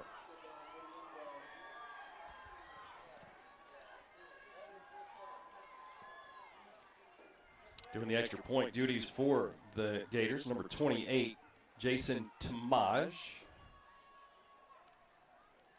And they're missing a piece on that extra point puzzle. I have to bring him on from the sideline. Waiting the snap. There it is. Hold is down. Kick is up. And is good. So with a 33-yard touchdown run by LaFleur, the Gators get into the Knights lead 35-7. Once again, the Knights lead 35-7. We'll be back on Q101. In sports, the goal is to be the best. The same is true for Alpha Insurance. We work to make every quote, claim, or call a highlight. That's why customers consistently give Alpha high marks for service. Call Alpha and let us help you save on home, car, and life insurance. In Meridian, call your Alpha agent Will Sweat at 601-482-2385 or stop by our office at 2340 North Hill Street, Suite A. Back to the action with Lee Taylor. This is West Lauderdale football on Q101. Following a 33-yard touchdown run by quarterback LaFleur for the Gators. It is 35-7 in favor of the Knights. Knights, of course, had a 35-0 lead at halftime. Gators, that was a 4th down and 13 play. Yes. There's a kickoff for the Gators. It'll be Caleb Collins returning from the 20 to the 25. And tracked down from behind. Going to get all the way up to the 30-yard line for the Knights. It's the Knights' first drive. And to put points on the board, that's a morale booster. With it being 33-yard run, that pumps you up a little bit more. Like you said, 13-yard, 1 and 13. 13 to go to first down. Jackson will hand it off to J.J. Grant. J.J. finds a lane to run in on the far side, but there is a flag coming back. More than likely it's going to be coming back due to holding.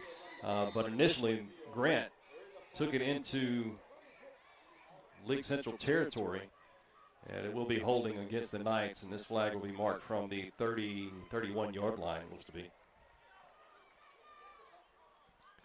It's not the first holding penalty to call back a long running play for the Knights. JJ had another big play called back in the first half, with about a 20-plus yard run. I was going to say, wasn't it from about the same area, wasn't it? Maybe this little spot is just bad. Ran on that tightrope on this near sideline. They're going to place the ball on the 20-yard line, so it'll be a full first down and 20 to go for the Knights. They'll hand the ball off to Wyatt Castle, who's coming over in motion. He's got some running room to the 30, 35, 40, 45, and out of bounds, or actually gets tackled into Leake Central territory at the 47-yard line. tell you what about Mr. Castle there, just turning the jets on, and you know we're used to seeing a lot out of him, just maybe in a different perspective, different arena. Two receivers to the right for Jackson Parker. J.J. Grant gets the call, the 40-yard line. Inside the 40 to near the 35-yard line. It's another Knight first down.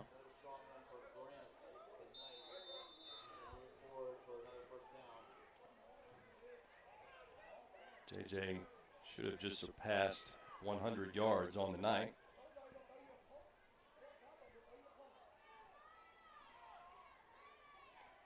Two receivers to the left, one to the right, and Caleb Collins will get the call to that far side. Collins still on his feet. Collins going to be inside the 20.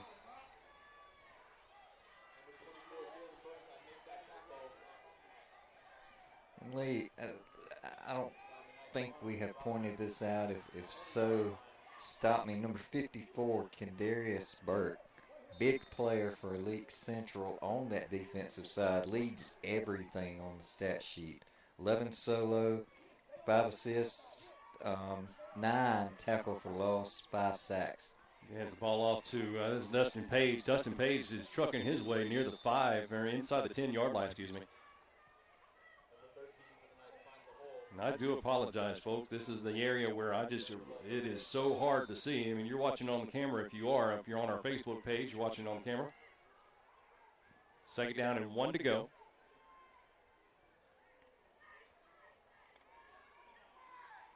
Two receivers to the left, one to the right. Cameron Graham enters the game, and he'll be tackled in the backfield for quarterback sack for the Leake Central Gators. Going to bring up third down and long for the Knights. 30 seconds remain here in the third quarter. Once again, the Knights lead 35-7. It'll be third down, approximately 7 to go. And Lee, I bring that up about Mr. Burke just to follow up saying, well, hold on. We'll get to it. Cameron Graham will hand the ball off. Still trying to find a lane to run in. Gets that outside crease. Not much there, though. Maybe a couple of yards on the pickup. It's going to bring up fourth down. That's going to be the last play of the third quarter. That quarter went by fast, didn't it? It did. Well, hold up those four fingers. 35-7. We've got 12 minutes remaining here in this football game. We'll be back with that fourth quarter on Q101. We have all been spending more time at home these days, so make the most of it. Replace your old, worn-out bedding today and get the best sleep of your life with handcrafted, high-quality mattresses from Meridian Mattress Factory. From traditional one-sided and two-sided mattresses to pocketed coil and memory foam mattresses, Meridian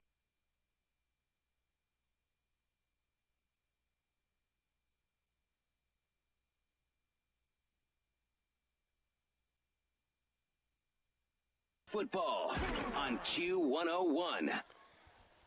12 more minutes remain in this Region 4 4A matchup with the Leake Central Gators and the West Lauderdale Knights. 35-7 is the score.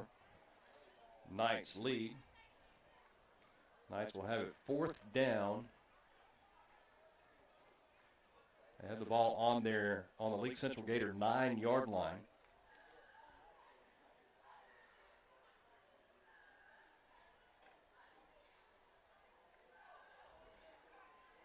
Said third down and long just a few moments ago. Actually, it's fourth down and 3.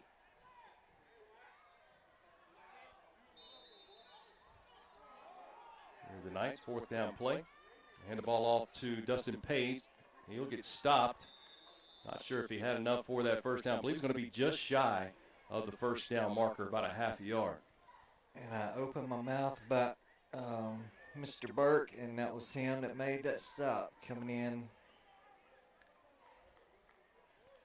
But my main point in that was that's a testimony to how good our line is to stand up, and a young man that is that talented and that great of a player to stand up and 9 tackles for loss, and really haven't seen that out of him, and that was in 4 games. So Leake Central will take over on their own 7-yard line. Once again, the backups for our Knights offense has gotten a lot of playing time against starters over the last 2 weeks. As basically the entire offense were backups just a few moments ago. First down and 10 from their own 7. LaFleur looking to pass. He rolls right, then he rolls left, and he trying to find something. And incomplete pass, and going to be a late flag. Going to be a shove from behind will cause a pass interference flag, around the 40-yard line.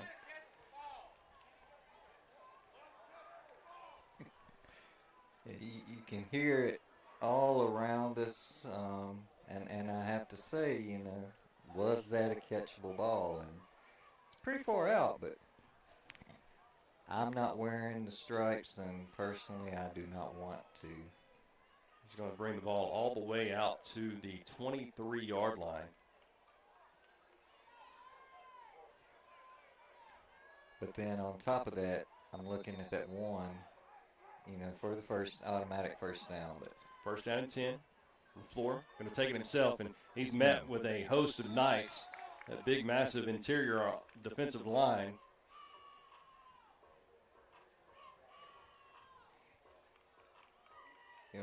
When our lines get to kicking on all cylinders, especially, it's hard to get anything through them. So it's a 2-yard loss for the Gators. Bring up second down and 12. Knights lead 35-7. Here in the fourth quarter, 10.5 minutes left. 3 receivers to the right, 1 to the left for LaFleur. Got it back to his left, back pedals, looking to a pass. Rolls to his right. Got a receiver. It makes the connection at the 35, 40, midfield, 45, 40, 35. There is a flag, so it may be coming back. Yeah, I believe it is. Initially, there is a touchdown, but this is going to be called off. There was what I believe, a holding penalty around the 22, 23-yard line. Quarterback and the guilty lineman remaining here in the backfield, which leads you to believe that it is against the offense. It is. We've got one of our young men calling it, hey, come on back. Like I say, when you're the guilty party, you're always remaining in the back, letting people know that, hey, I'm sorry. and now, let's have a little discussion, a little talk. Hey, how you been doing tonight? But yeah, when you hang back, that's just pure admittance. But hey, pat them on the back for admitting their fault. We've got 9:46 remaining here in the football game. That's going to take the Gators all the way inside on the 12-yard line. Actually, this happened in the backfield. This is going to be marked to the 11-yard line. The original line of scrimmage was the 23. So it's going to bring up, I believe it's second down and 22 for the Gators. Same formation as just a few seconds ago. 3 receivers to the right, 1 to the left. LaFleur in a shotgun formation does have a back to his right, and he rolls out to his right. Maybe a design run for the quarterback. No, he throws, and he finds his receiver, number 26, goes off to that far side, and he's on his feet. And he stays on his feet to midfield, to the 45, and he gets brought down near the 40-yard line.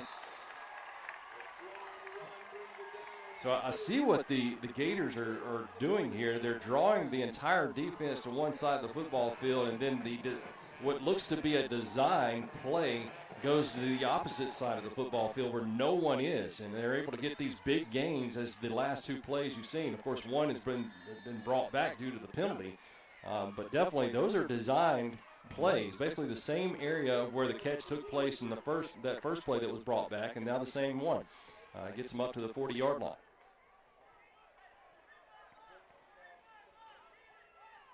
Same formation for the Gators. 3 receivers to the right, 1 to the left. Hand off to Alexander, number 8. Couple of yard pickup. Yeah, and I'm going to tell you what, for a young man that just has not been heard, really, And you get your starter star running back with whatever injury, whatever that sidelined him. And this young man has come in, and Isaiah has really stepped up and filled some shoes. And I believe you got a backup right easily in him for the rest of district, which is going to come in handy. Second down, 7 to go. 2 receivers on each side of the field for the Gators. And Alexander will get the handoff, and he probably wished the quarterback would have kept it because there was going to be a drop in the backfield. I believe that was number 4, Zach Walker, with the tackle for loss of about 4 yards. Bring up 3rd down and 12 to go for the Gators. You notice how often I seem to brag about a player and something like that happens?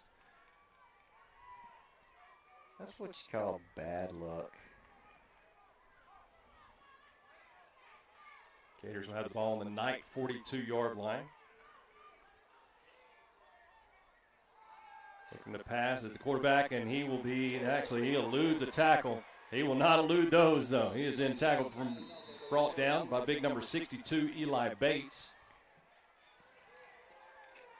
I'm going to tell you, Eli, watching him last year in several games, just keeping an eye peeled on him and knowing that we're not through seeing what potential he has. And this year, I believe a good player has gotten even better. And like you say, when he brought him down, he brought him down. And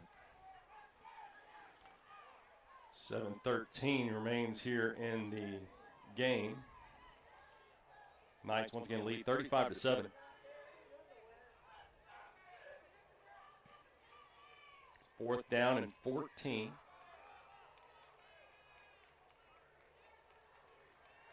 We'll have 3 receivers to the right, 1 to the left. They had 4th down and long just a few moments ago. Ended up scoring a touchdown out of it. Gators quarterback, not going to happen this time. On the floor, tried to elude one tackle or a couple of tackles, and it's taken down. So the Knights will take over on downs here with 6 minutes, 40 seconds remaining. They'll have the ball just on the 40-yard line of their own. Once again, the Knights offense has put in pretty much every backup possibly they can. Cameron Graham is the quarterback, freshman quarterback. Caleb Collins, running back.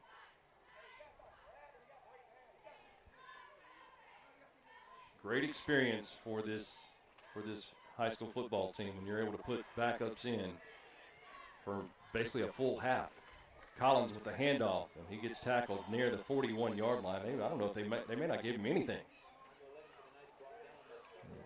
Doesn't look like they are, but yeah, like you say, the experience and in comes more. In comes more backups. And we're seeing players that, as backups, they're growing week by week. There you go, Caleb Collins once again the handoff. He's got some room to run here. Midfield, cuts inside of the 45, 40-yard line, 35, 30-yard line, and taken out of bounds inside the 30 to the 28.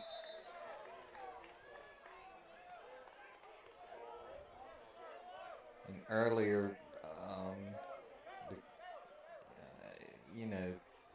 the comment was made during the pregame. There's a penalty on the play, but it's against the Gators from the 38-yard line. I did not get the call. Was it a face mask?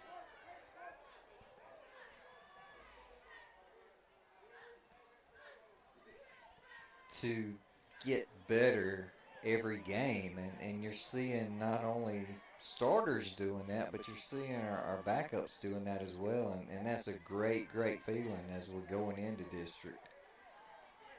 Knights will have the ball all the way down to the Gator 12, just on the outside of the 12-yard line. Once again, the Knights lead 35-7 with 4 minutes, 30 seconds remaining here in the football game. Cameron Graham, backup quarterback, in. Got a handoff to Dustin Page. I believe that was number 13, Dustin Page, who gets met as soon as he gets the football for a 2, maybe 3-yard football or 3-yard loss. Yep. Second down, 13 to go.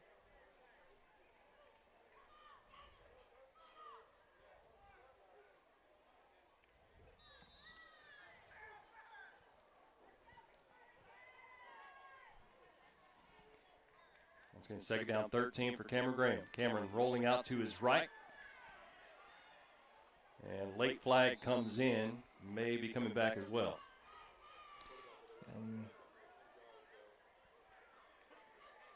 Holding against the Knights.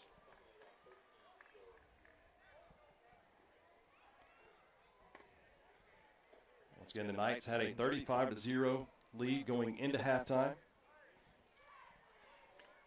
Looked to be like the Knights were going to put a stop against the Gators from scoring a few moments ago. They had a fourth down and long. And the Gators turned it into their lone score of the ball game so far. 3 minutes, 14 seconds remain. Second down, 20 to go.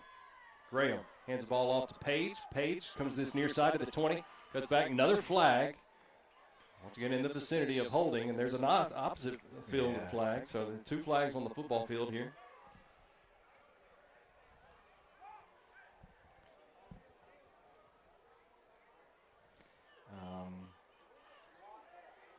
And once again, a penalty against the Knights.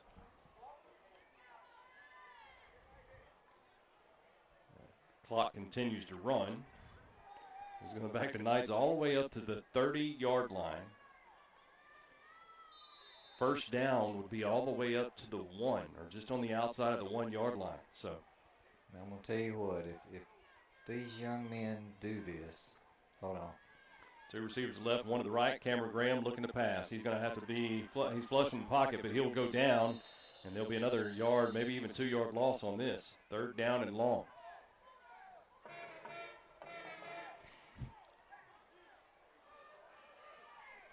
Kind of an unusual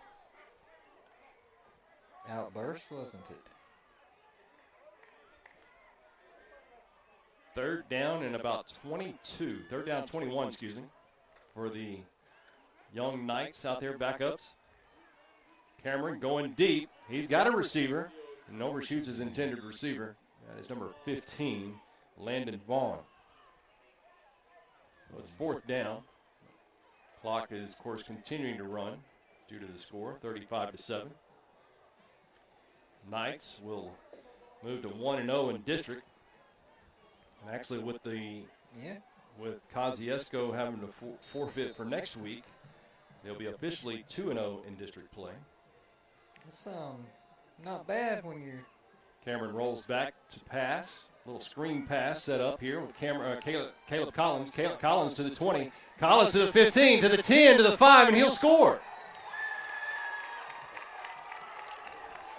1:09 remaining in the football game, and Collins just took it 30-some-odd yards for a screen pass.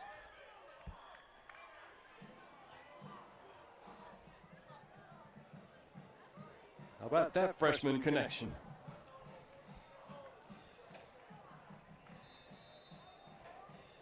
Knights will have a 41-7 lead with the final seconds of the game here. Zach Walker in for the extra point, and the extra point is good. 42-7 in favor of the Knights. We'll be back here on Q101. If you're looking to enjoy a real Mexican meal, come to El Norte Mexican Restaurant.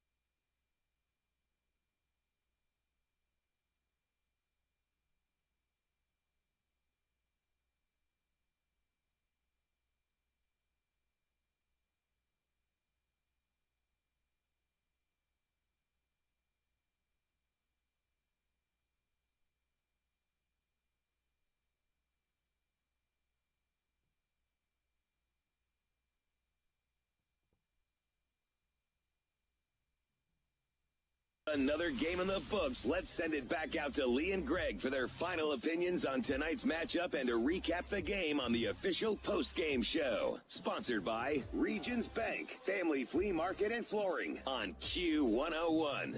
Officially, the Knights are now 4-2 on the 2020 season, 1-0 in district play, and with their 42-7, 4-2 officially, with their 42-7 victory over the Leake Central Gators. Of course, they had a 35-0 lead going into halftime. So here's how they got there from the second half. Gators, 4:47 remaining in the third quarter, would get a 33-yard touchdown run from their quarterback, number 7, LaFleur. That was on a 4th down and long play as well. And he would take it to the house 33 yards out and eat into the Knights' lead 35-7. However, the Knights' defense held strong throughout the rest of the fourth quarter. But the Knights, young Knights, were led by Cameron Graham and Caleb Collins, both freshmen. Cameron Graham would have a screen pass to Caleb Collins and would take it into the house with 32 yards out, and the Knights would get that touchdown back for the scoreboard. And once again, that is your final, 42-7. This is great to see. You know, you got the lopsided victories, and it's great and everything, but for the last 2 weeks, pretty much the backups for the West Lauderdale Knights have gotten a full game of playing time against starters, and not many people realize that. They were on the football field with the Southeast Lauderdale starters. They were out on the football field with the Leake Central Gators starters. That is huge to get a full game against starters for your team. So I mean, looking forward, just the depth of the West Lauderdale Knights has just tremendous upside here for the next couple of years, and got to believe that. All right, we're going to step aside real quick, and we'll bring you some scores from around the area. Once again, your post-game show being brought to you by Regions Bank, 4 locations in Lauderdale County to serve you, as well as Family Flea Market and Flooring. Thank you very much for sponsoring our post-game show. 42-7 is your final in favor of the Knights. We'll be back here on Q101.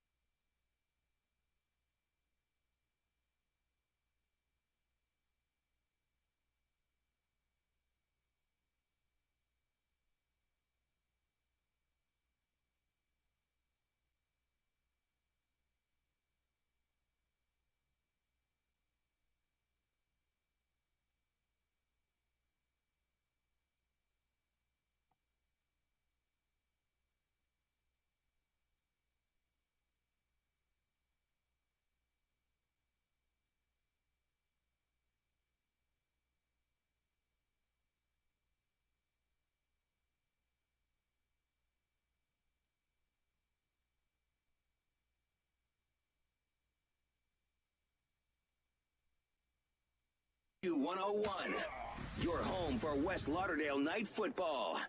And welcome back here to the post-game show, being brought to you by Regions Bank as well as Family Flea Market and Flooring. The Knights have a 1-0 records to start out with the Region 4 4A play. But actually, if you want to go ahead and look at next week, since Kosciuszko's having a quarantine, they have a 2-0 region record.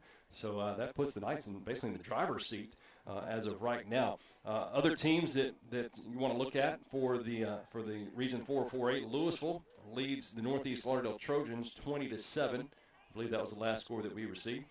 So that is looking in 2 weeks, Louisville and West Lauderdale at Louisville. That's a very interesting football game for Region 4 4A. Other games that we've got going on, how about the Meridian High Wildcats, 33-13. I believe that was the last score that we got over Pearl Pirates. Neshoba Central leads the Vicksburg Gators 14-0. That was in the fourth quarter.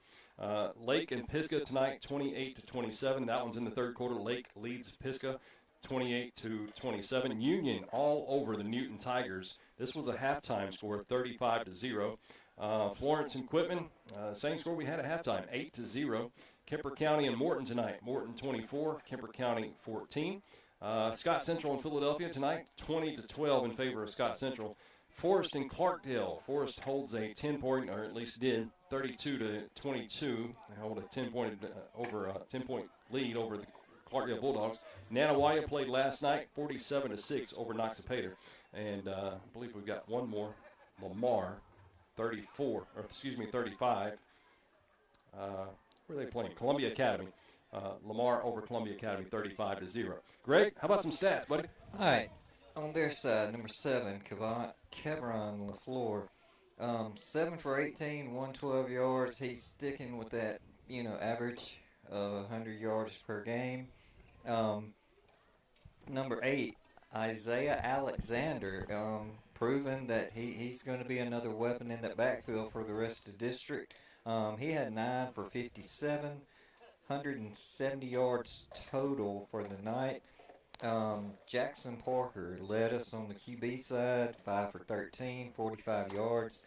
Doesn't sound like a lot of yards, but like you said earlier, short fields. So Busby was 1 for 32 of those. Grant led rushing, 15 for 91 yards.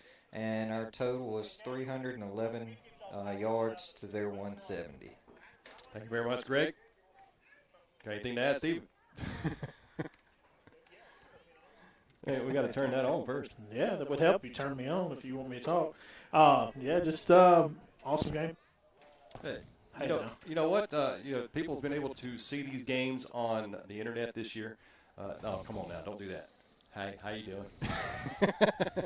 But anyway, yeah, it's great to be able to see these games. Great to go back and actually watch the games afterwards. I don't know if any of the kids have been able to do that, but that would be amazing to do. Go back and look at the games after you played them and maybe get your name called and maybe hear the game called.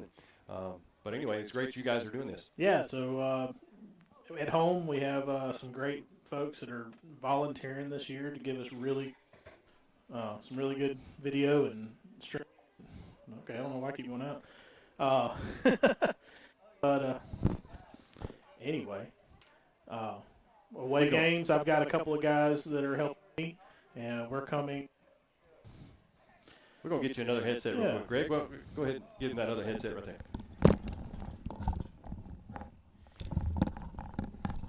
Got to not sit on it. There you go. All right. Anyway, I've got a couple guys that are helping me on the way games to get this stuff done. We have a lot of fun. We're not perfect. But, yeah, go to YouTube, search West Lauderdale Athletics. You can actually get that on the Facebook page as well for the West Lauderdale Knights football. Yeah, if you go to the West Lauderdale Knights football Facebook page, you'll see a link there too. But if you go to the YouTube page, you'll see all of our games, as well as we've done 2 volleyball games and plan to do some basketball and some baseball and softball and all that good stuff. So, yeah. Thank you, Coach Brock Clay. We had a visitor. I thought he was going to get on the radio with us for a second there. Anyway, congratulations to the Knights. 42-7 victories over tonight's game against the Leake Central Gators as we head back to Meridian. Next week we'll be in Collinsville. It's about time. Can't wait to get back to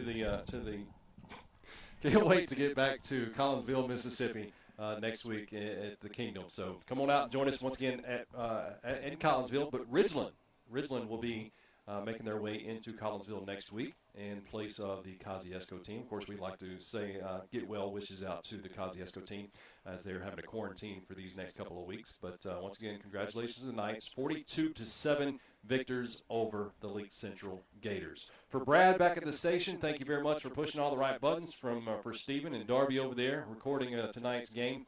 For Greg doing the stats, I'm Lee. We'll see you next week right here on Q101. Have a great weekend.